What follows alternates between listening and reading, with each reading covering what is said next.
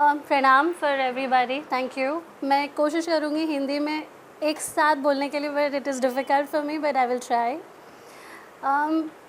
मैं एक बहुत ही ब्लेस्ड घर में हूँ। मेरे मम्मी पापा बहुत ही स्पिरिचुअल हैं और मेरे पापा आयुर्वेद के डॉक्टर हैं जो एमबीबीएस हैं और आयुर्वेद प्रैक्टिस करते हैं लास्ट 40 इयर्स से। So he has always been an inspiration to me, always, and that's why I got into Ayurveda with choice, not by chance.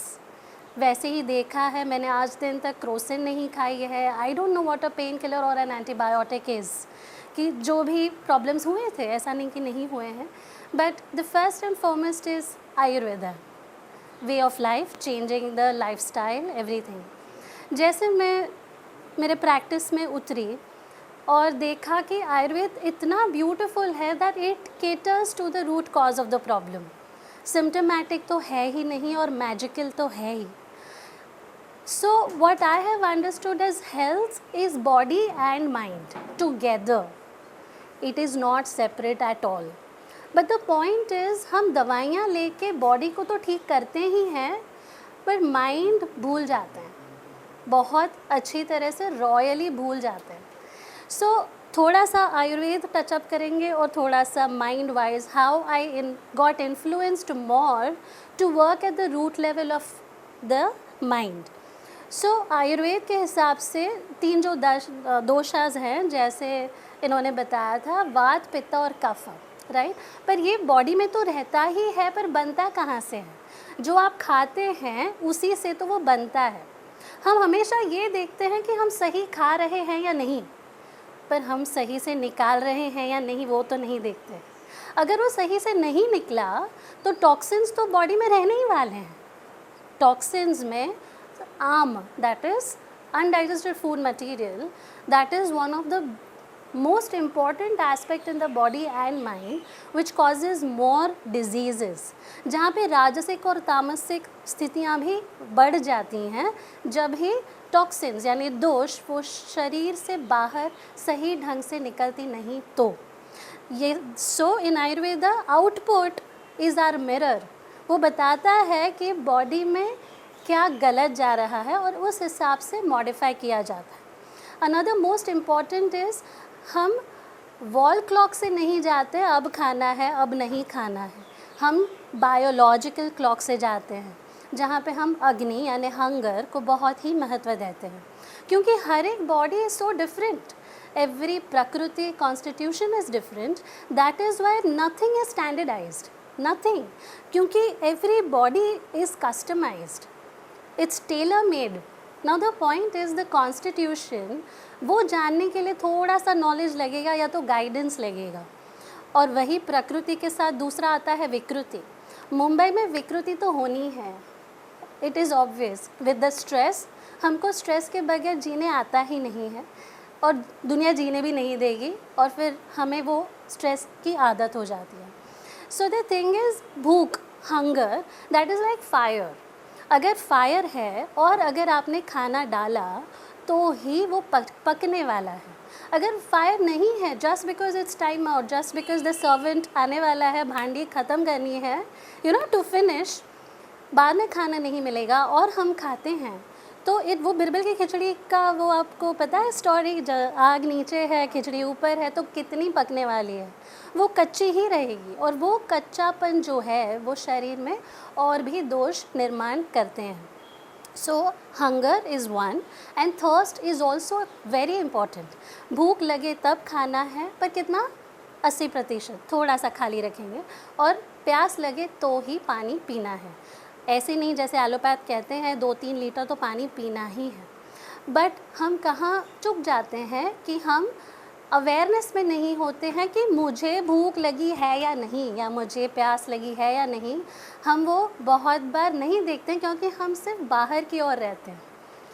सो आयुर्वेद का एक बहुत अच्छा होल्ड ये भी है कि वो स्पिरिचुअल है, फिलोसॉफिकल है, पर ये ग्राउंडिंग होती कहाँ से है, मिलती कहाँ से, हम वो अवेयरनेस में भी रखते हैं या नहीं, वो भी एक बहुत बड़ा क्वेश्चन मार्क है। सो जब ही एक शिप wreck हो जाती है, ख़राब हो जाती है, तो हम उसको एंकर करते हैं, राइट? डॉक पे हम एंकर करते हैं। तो इन लाइफ ये जो शिप आई है, तो उसको हम कहाँ एंकर करेंगे? एक तो हम भगवान पे मानो ना मानो, यूनिवर्स, वहाँ पे एक एंकर करते हैं, और दूसरा एंकर हम सेल्फ पे कर सकते हैं। पर are we really doing it? Self. Now why I am saying self? Now here comes the mind aspect. जब मैंने जितना प्रैक्टिस शुरू करा, मुझे फिर भी उसमें थोड़ा अधूरापन लगा। क्यों लगा? क्योंकि दवाइयों से पेशेंट्स एक्सपेक्ट कि ऐसे ठीक हो जाएगा। जब घर जाते हैं गुस्सा वैसे ही करते हैं, स्वभाव वैसे ही रहता है। ऐसे भी बोला जाता है जहाँ पे सब कुछ ठीक होता है तो नड़ता क्या है? स्वभाव। हम तो चेंज नहीं होंगे, उसने तो वो नहीं करा, राइट? तो जब भी ये एंकर हम खुद में रखते हैं तो हम कैसे उसको रख पाएँ? अगर आप देखें, we all adults, we are operating from the child zone. हमारे बचपन में, हमारा बचपना जब था, तब हम कैसे विचारधारा रखते हैं, हमारी कैसी मान्यताएं हमने पकड़ के रखी हैं, उस हिसाब से हमारा बिहेवियरल पैटर्न होता है, राइट? ये स्वभाव हम बनाते हैं, बट हम ओपन नहीं होते हैं कि हम ये बिलीफ सिस्टम को चेंज करें according to times, according to situations. हम वही पकड़ के रखते हैं। दैट इज़ वाई सास और बहू की नहीं पड़ती, राइट? ऐसे बहुत सारे रिलेशनशिप्स हैं। पर अगर मैं ये इंट्रोस्पेक्शन मोड हमेशा रखूं कि मैं कहाँ गलत थी, मैं कहाँ खुद में सुधार ला सकती हूँ, ये बहुत इम्पॉर्टेंट है। क्योंकि 96% of the diseases are psychosomatic, we all know it, right? But are we shifting that thought process? To understand this, I will give you one example. एक एक्टर हैं जो हमारे पेशेंट हैं, उनको वो काफ़ी रेगुलर दवाइयाँ लेते हैं। अचानक से उनको वर्टिगो हुआ और 4-5 दिन उनको he was just like falling on his left. So he took allopath, सब कुछ ले लिया दवाइयाँ, उन्होंने फिजियोथेरेपी कराई, सब कुछ। वो हमारे पास आए 4 या 5 दिन के बाद। जब वो जैसे ही आए तो मुझे समझ में आ रहा था क्या हो रहा था, तो मैंने उनको कहा, so that's how I got into counselling by the way. तो काउंसलिंग इसीलिए क्योंकि यही बताने के लिए, ये मार्ग तुमको चुनना है। पहली बात, हीलिंग के लिए, sorry I am interrupting this example, healing तभी होगी जब आप कुछ चॉइस करोगे। आप जो चॉइस करते हो उसको आप रिस्पेक्ट करोगे। अगर रिस्पेक्ट करते हो तो आपको फेथ भी रखना है, फेथ रखना है तो आपको सरेंडर भी करना पड़ेगा, सरेंडर किए तो आपको पेशेंस भी रखना पड़ेगा। अगर ये एलिमेंट्स नहीं है तो किसी ने आपको ढकल के रखा है तो बस जाने ही वाला है। तो ये सब को हम ऐसे घेर सकते हैं, प्रोटेक्ट कर सकते हैं, तो हीलिंग और अच्छे से हो सकती है।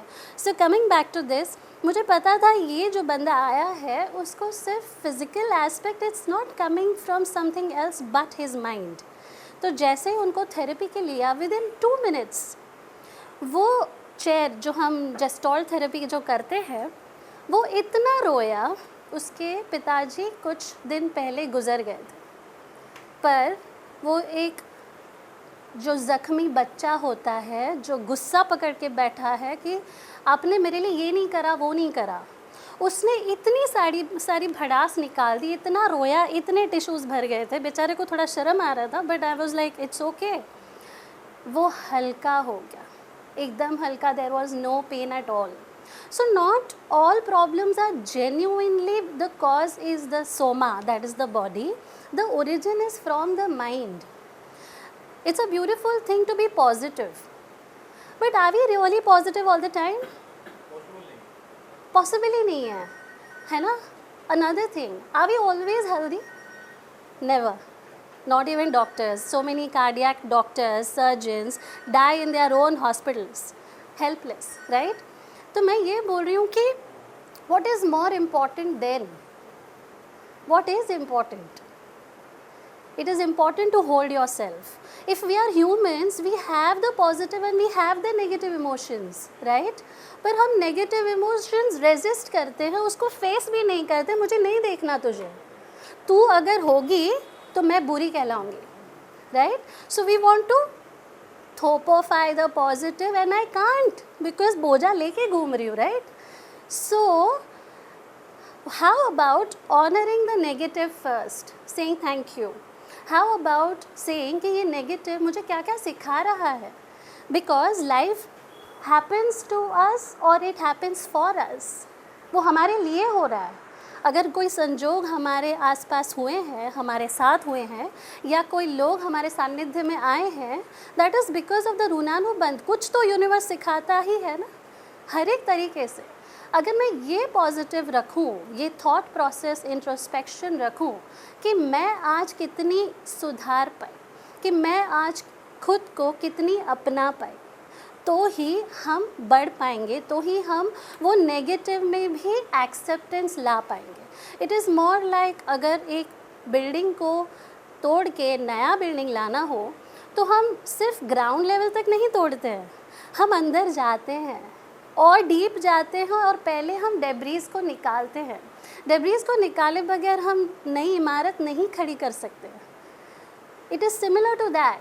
अगर मेरे इमोशंस मैंने सप्रेस करके रखे हैं, रेजिस्ट करके रखे हैं, उसको मैं गले नहीं लगाती, वही ननी जो है मेरे अंदर उसको मैं नहीं गले लगाती, अपनाती, प्यार देती या उसको माफ़ करती हूँ, तब तक वो पॉजिटिविटी, वो good health, physical mental health मेरे में टिक नहीं पाएगी. अगर मैं ये एक्सेप्टेंस में भी आ जाऊँ, getting the balance of my body, knowing my body constitution accordingly, as said diet और medicines लेना, and at the same time अगर मैं इंट्रोस्पेक्शन से मैं खुद के बिहेवियरल पैटर्न, खुद के थॉट पैटर्न और खुद के बिलीफ सिस्टम को झांक के देखूं कि मैं कहाँ गलत जा रही हूँ. अगर मुझे गुस्सा आ रहा है, what is it within me that needs to shift, alter, change, accept? It is very important to notify that.